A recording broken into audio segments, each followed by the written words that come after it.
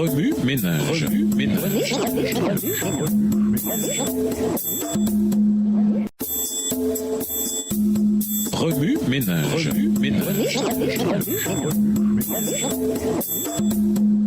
Bienvenue à votre émission Remue ménage. Nous voilà à la leçon de jeudi, l'évangile caché. Lisons Genèse 12 et versets 1 à 3. Genèse 12 et versets 1 à 3. L'Éternel dit à Abraham, va-t'en de ton pays, de ta patrie et de la maison de ton père vers le pays que je te montrerai. Je ferai de toi une grande nation et je te bénirai. Je rendrai ton nom grand. Deviens donc une source de bénédiction.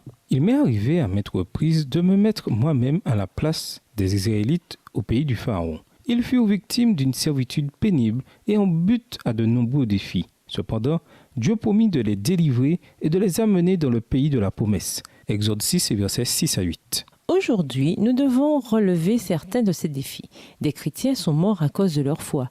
Lorsque nous sommes opprimés, nous cherchons la délivrance. Satan est un oppresseur. Il met tout en œuvre pour nous faire pécher et nous faire subir la mort éternelle. Comme les Israélites, esclaves du Pharaon, nous sommes pris, nous aussi, dans le filet du péché.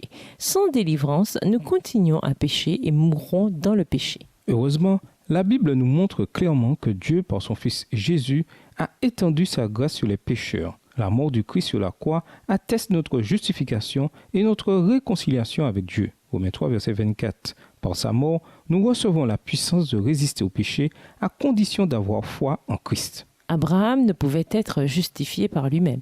Cependant, il eut foi dans les promesses de Dieu. Par exemple, lorsqu'il demanda à Dieu un fils, il savait que physiquement c'était impossible. Mais il fit confiance à Dieu et crut en sa capacité et sa fidélité. Il ne s'appuya pas sur son propre raisonnement. Combien de chrétiens aujourd'hui mettent au premier rang leur capacité plutôt que leur foi? La question de la foi n'est pas nouvelle pour les chrétiens.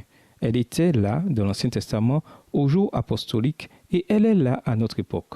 Notre rôle en tant que chrétien consiste à tirer les leçons de la vie de ces héros de la foi comme Abraham. Nous n'avons rien à tirer de nos capacités, nos réalisations, notre style de vie ou nos bonnes œuvres ne peuvent nous sauver. Le seul moyen d'obtenir le salut, c'est par la foi dans les promesses divines.